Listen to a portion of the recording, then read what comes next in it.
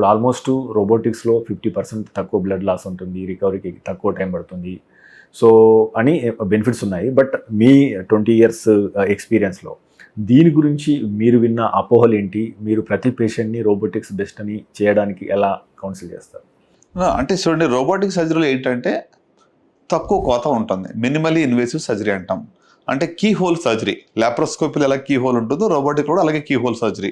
So దీని ద్వారా ఏంటి, 3D విజన్ 10 times మ్యాగ్నిఫికేషన్. లాప్రోస్కోపీలో most of times it's 2D vision, కొంత 3D లాప్రోస్కోపీలో వచ్చింది కానీ బట్ స్టిల్ దీని అంత మ్యాగ్నిఫికేషన్ కానివ్వండి, దీని అంత యాక్యురసీ ఉండదు. సో రోబోటిక్ సర్జరీలో మరి ఇక 3D విజన్తో పాటు 4 ఇన్స్ట్రుమెంట్స్, ఒకటి కెమెరా, తర్వాత 3 ఇన్స్ట్రుమెంట్స్ సర్జన్ కంట్రోల్లో పెట్టుకుని ఒక మాస్టర్ స్లేవ్ అనేటువంటి ఒక మెకానిజం ద్వారా, అంటే ఇప్పుడు వీడియో గేమ్స్ ఆడుతున్నప్పుడు ఎట్లయితే మనము మూవ్ చేస్తుంటే మౌస్ని లోపల మూవ్ అవుతూ ఉంటుందో అట్లనే ఇక ఇన్స్ట్రుమెంట్స్ సర్జన్ కంట్రోల్లో ఉంటుంది. సో రోబో తనంతట తానేం ఆపరేషన్ చేయదు ఇక్కడ, it's robotic assisted surgery. So సర్జనే తన కంట్రోల్లో ఉండి చేసి ఉంటే ఆపరేషన్ అది. సో కనుక దీంట్లో మీరు అన్నట్టుగానే ఇప్పుడు less blood loss, less pain, early discharge, less infections, blood transfusion rates తక్కువ, మరి త్వరగా పనికి జాయిన్ అయిపోవచ్చు. సో ఇవన్నీ కూడా అడ్వాంటేజెస్ ఉన్నాయి.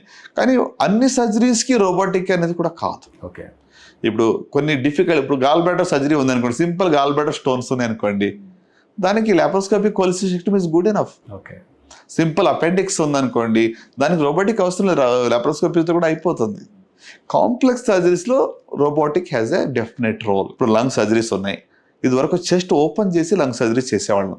చెస్ట్ ఓపెన్ చేసి క్లోజ్ చేస్తే రిబ్స్ ఫ్రాక్చర్ అవటం కానీ, చెస్ట్ పెయిన్ ఎంత ఉంటుంది, పేషెంట్ రికవరీ చాలా టైం పడుతుంది. అలాంటిది చిన్న 3 కీ హోల్స్ ద్వారా ఇప్పుడు లంగ్లో ఉన్న సర్జరీస్ మనం చేయగలుగుతున్నాం అంటే ఎంత బెనిఫిట్ టు ద పేషెంట్. సిమిలర్గా ఈసోఫేగస్ క్యాన్సర్, దానికి ఛాతీ ఓపెన్ చేయాలా, కడుపు ఓపెన్ చేయాలా, నెక్ ఓపెన్ చేయాలా, 3 చోట్ల ఆపరేషన్ చేయాలి. దాన్ని మరి ఇక మినిమల్ ఇన్వేసివ్ తక్కువ కోతతో ఆపరేషన్ చేసినట్లయితే recovery will be very very fast.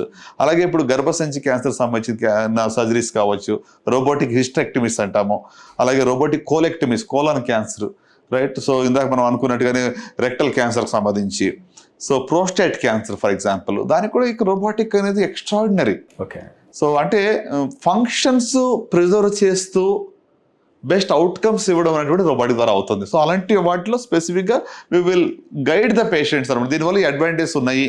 Still we have laparoscopic option, open option, మీరు ఏది చూస్ చేసుకుంటారు. Ultimately patient has to choose what they want based on అన్ని మనం ఎక్స్ప్లెయిన్ చేసి చెప్తాం వాళ్ళకి.